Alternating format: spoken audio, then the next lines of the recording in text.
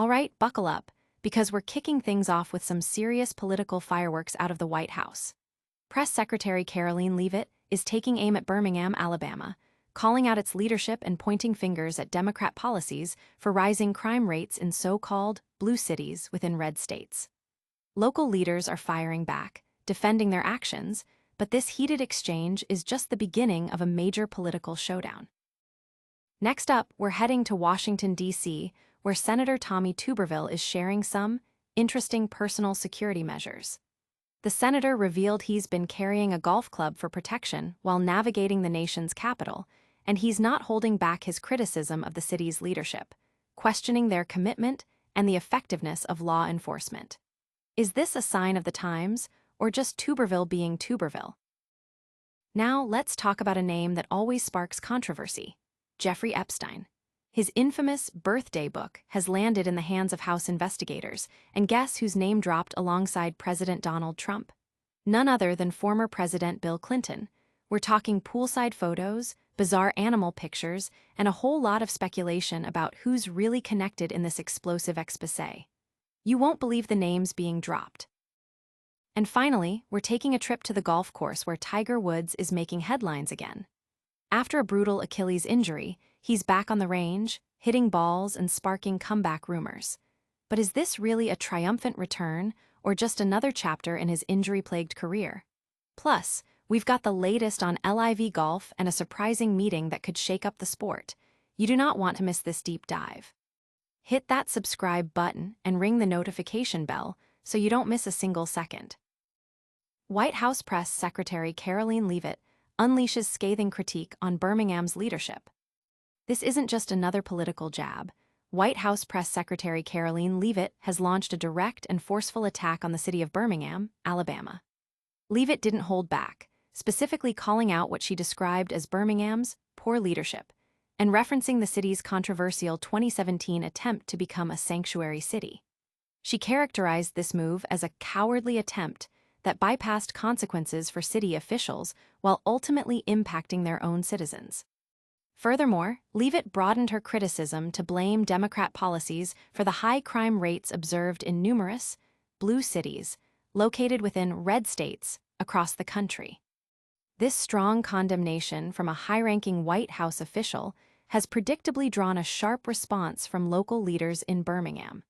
They have publicly defended their strategies and efforts to combat violence within the city, pushing back against Leavitt's accusations. The exchange highlights a growing national debate about urban crime, sanctuary city policies, and the effectiveness of different political approaches to public safety, particularly in areas where state and city political affiliations diverge. The public reaction has been swift, with social media buzzing about Leavitt's bold statements and Birmingham leaders' defense. Analysts are weighing in on the political implications, seeing it as a potential wedge issue for upcoming elections. This story is far from over, and the debate over leadership and policy in Birmingham is set to continue.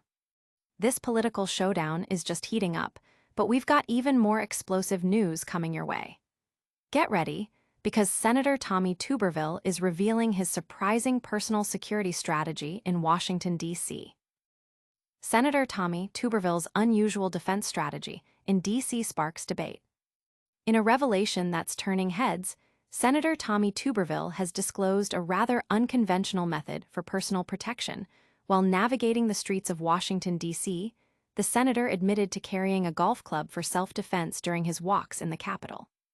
This personal anecdote comes as Tuberville voiced strong criticism regarding the city's leadership and their handling of public safety. Tuberville didn't mince words, expressing disappointment with what he perceives as a lack of civic pride among Washington's leaders. He questioned their priorities, suggesting that resources might be mismanaged or diverted. While acknowledging the efforts of law enforcement personnel, he pointed to perceived shortcomings in the justice system, stating that officers are not backed up by the justice system. This critique comes at a time when discussions about crime and governance in the nation's capital are particularly sensitive. The senator's comments have ignited a firestorm of reactions, with many debating the implications of his statement. Supporters applaud his candidness and his focus on public safety, while critics question the appropriateness of his remarks and his proposed solutions. Pundits are analyzing whether this reflects a broader sentiment among some lawmakers about the state of D.C. and its governance. This story continues to unfold as the debate over security and leadership in Washington intensifies. This political drama is intense, but wait until you hear about the shocking contents of Jeffrey Epstein's infamous birthday book that have just been released to investigators. Epstein's birthday book surfaces. Trump and Clinton named in explosive revelations. The dark cloud surrounding Jeffrey Epstein continues to thicken as his highly secretive birthday book has been handed over to House investigators, and the contents are sending shockwaves through political and media circles. This ledger, detailing guests and events, includes notable names, most prominently President Donald Trump and former President Bill Clinton. The release has already triggered a torrent of media attention, with one of these names generating significantly more headlines and cable news coverage than the other, fueling intense speculation.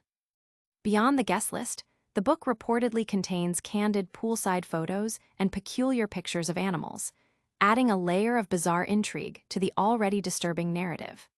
The primary focus, however, remains on the implications of these elite connections and the resurfaced accusations of pedophilia leveled against one specific, highly publicized individual.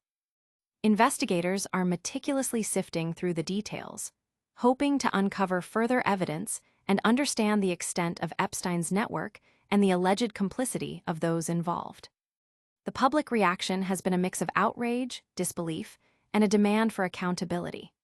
Social media is ablaze with discussions, theories, and calls for deeper investigations into the individuals named and their past associations with Epstein. Analysts are scrutinizing the potential legal and political fallout, particularly for the public figures implicated, as the full scope of Epstein's alleged crimes and his connections to powerful people continues to be unraveled. The birthday book promises to be a pivotal piece of evidence in this ongoing saga. This Epstein bombshell is gripping, but we're not done yet. Get ready for a story that will have golf fans on the edge of their seats as Tiger Woods makes a surprise return to the course. Tiger Woods hits the range, a comeback in the making or just another setback. Golf legend Tiger Woods is once again in the spotlight, hitting golf balls publicly for the first time since a severe Achilles tendon rupture in March 2025.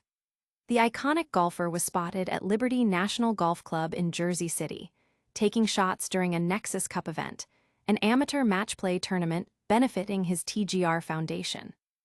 The sight of Woods swinging, with PGA Tour pro Will Zalatoris looking on, has ignited fervent speculation about a potential return to competitive play. Woods, who hasn't competed in a tour event since missing the cut at the 2024 British Open and last played in TGL matches before his injury, is reportedly on a recovery timeline that typically spans 6 to 12 months for Achilles tears. This recovery window casts uncertainty on his participation in upcoming events like the Hero World Challenge or the PNC Championship later this year. His practice session took place at the exclusive Liberty National, a state-of-the-art $300 million complex known for its stunning views and challenging course design, built on reclaimed industrial land. Despite the encouraging signs of him being back on the course, the reaction from the golf community is divided. While many fans express immense hope and excitement, posting celebratory messages like, "It's comeback SZN Tiger fam," others remain cautious. Concerns are being raised about the tentative nature of his swing and his prolonged absence from professional tournaments. Some have even suggested it might be time for the 49-year-old, who has battled numerous injuries including spinal fusion and the aftermath of a serious 2021 car crash, to consider retirement or the senior tour. This comeback story is being closely watched, with fans and critics alike eager to see if Woods can overcome his latest physical challenge. Tiger's return to the green is electrifying, but there's more golf drama to unpack, including a fascinating meeting that could reshape the future of the sport. And that's a wrap on today's explosive news roundup. We saw White House criticism leveled at Birmingham, Senator Tuberville's unique D.C. defense, the shocking details from Jeffrey Epstein's birthday book naming Trump and Clinton, and Tiger Woods hitting the range post-injury. Don't miss a single update. Smash that like button, subscribe to The Roger Report, and ring the notification bell. Follow us on all social platforms for more exclusive content. We'll see you next time.